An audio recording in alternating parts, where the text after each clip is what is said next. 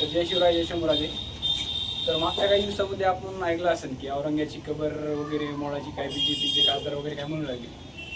तर त्यांचा हेतू फक्त आणि फक्त की दोन समाजात तेढ निर्माण करायची एवढाच आहे.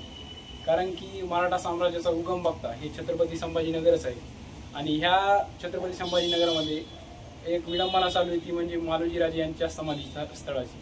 त्या समाधी स्थळापुढे एवढं अतिक्रमण झाले त्याच्याकडे कोणाचं लक्ष नाही. पण जे जिथं नाही तिथं मला ह्याची कबर मोडायची, मला त्याची कबर मोडायची.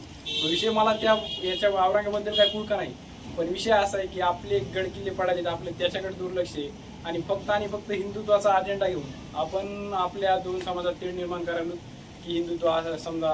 पण विषय असा आहे की मला बोलायचं फक्त एवढंच आहे की आपल्या जे छत्रपती शिवाजी महाराज, धर्मवीर छत्रपती संभाजी महाराज आणि मालोजीराजे शहाजीराजे, तर मालोजीराजे यांच्या कबरीची जी विडंबना समजा समाधीची जी विडंबना चालू आहे तर ते आणि त्याबद्दल समजा जी विडंबनाच म्हणता येईल आपल्याला की एवढी विडंबना चालू आहे.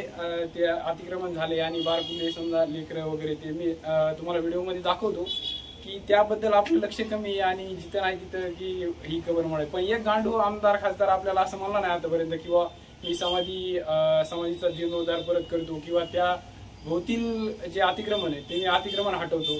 पण जिथं नाही तिथे हे जोर लावायले. आणि आपला जे समजा केंद्रबिंदू जे छत्रपती संभाजीनगर मराठा साम्राज्याचं जे उगमस्थान आहे, ज्या एलोरा अजेंडा जे समजा तिथून आपली समजा ओळख आहे या जिल्ह्याची, तिथं काय नाही. पण आपल्याला दुसरीकडे जायचंय. मी तुम्हाला नंतर व्हिडिओ पाठवतो, समजा स्क्रीनवर दाखवतो, तुम्ही बघा कसं अतिक्रमण झाले आणि कसं